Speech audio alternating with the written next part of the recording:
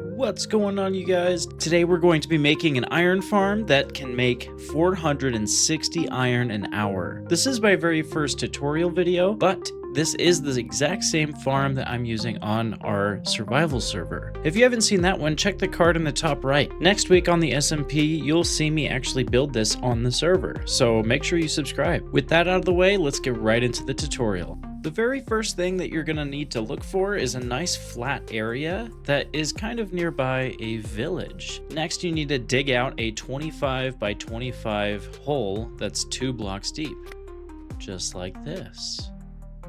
The next thing you need to do is place water all along the edge and be really careful with the corners by leaving 2 blocks away from the corner empty and then placing water on the second layer right in the corner. If everything was done correctly, you should have a 9 by 9 dry area right in the middle, and from there you need to dig 2 more blocks down. Then you need to dig out the 2 corner blocks to let water fall through, and that should leave you with 1 dry block in the middle. With that 1 dry block in the middle, place 35 scaffolding all the way up to where we're going to be building. On top of the scaffolding, set down some soul sand, and then place 2 temporary blocks off of every edge of the soul sand. Then from the temporary blocks, make a 3 by 3 area of glass. And when you're all done, you should have something that looks like this. From there, we can set all the workstation blocks down closest to the soul sand in the middle. This isn't super important of which ones you use. I chose this one because it's really cheap, but you guys can choose whatever ones you want. And now it's time to set down the beds, and it's really important that you guys put the pillows furthest away from the soul sand. This is so the villagers can always see the zombie. Now you can pick whichever side you really want to work on and then go 2 blocks out with some temporary blocks and then set 1 building block. From this point, build 7 more blocks out, place a temporary block, and then build 15 more. After you reach your 8th block, you should meet right in the middle again. Each one of these spawning platforms that we're building should be exactly 15 blocks wide, so double check that everything is matching up correctly. Okay, with that last one set down, we now need to put stairs along the outside edge. I'm choosing the new pale oak wood because it goes well with the white concrete. Now with those stairs all placed down, we need to build our first layer of the villager enclosure. I'm using white stained glass again, and we just need to go up 1 block for now.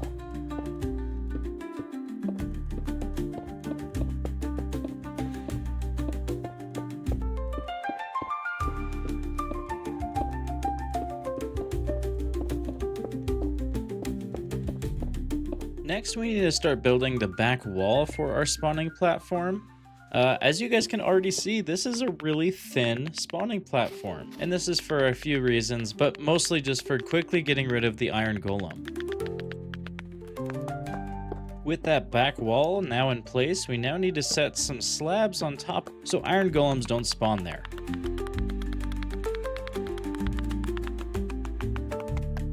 Once all the slabs are placed down, the next thing you need to do is place some fence gates along the edge of the spawning platform and the stairs. And then make sure all of them are open so the iron golem can fall through. Next, you need to waterlog the spawning platform so the iron golem can be pushed away. With all the water placed down, now we just need to remove all the temporary blocks in the corners.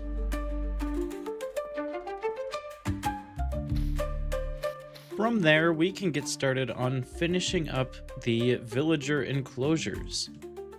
We're going to be stacking 2 more blocks on top of each other all the way around these villager modules. Just make sure you don't place any glass closest to the soul sand.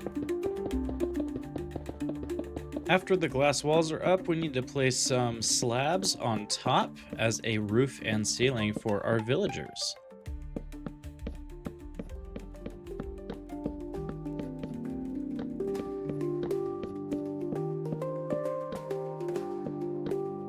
Optionally, you can set down some lanterns so the villagers can see the horrors that lie ahead.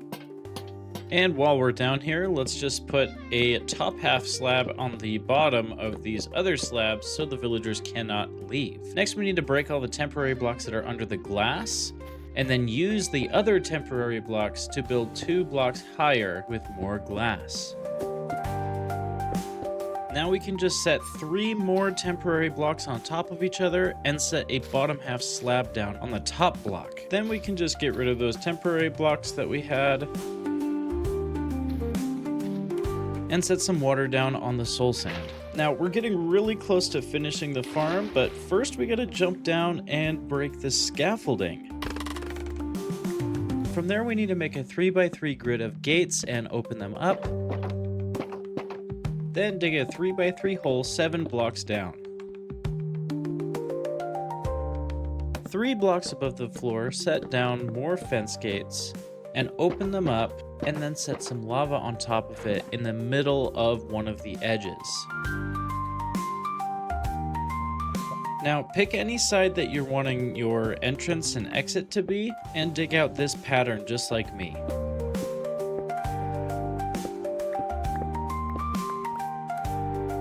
Now from here we can set down our double chest and feed all the hoppers into the chest directly under where the iron golem should be falling.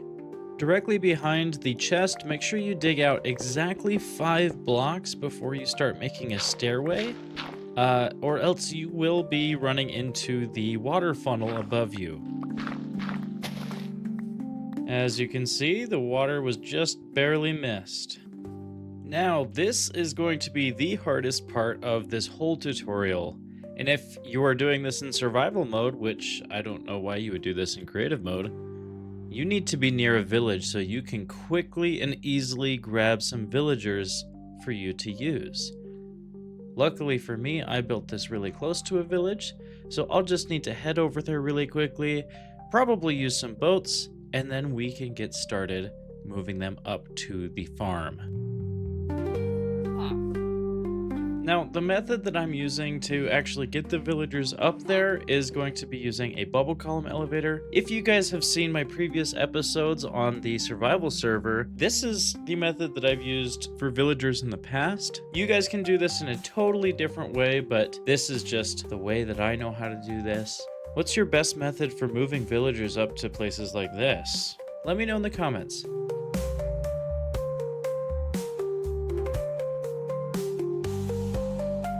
Make sure you open up the ceiling so the villagers can just walk right in.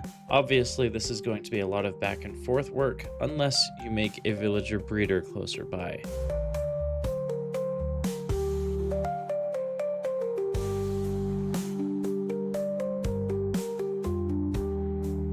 To make a bubble column elevator, make sure that you set some kelp down before you set the soul sand down, or it will not work. I'm putting my villager in this little dirt enclosure so he can't run away even after I break the boat, and that way I can just guide him to the right spot and send him up to the farm.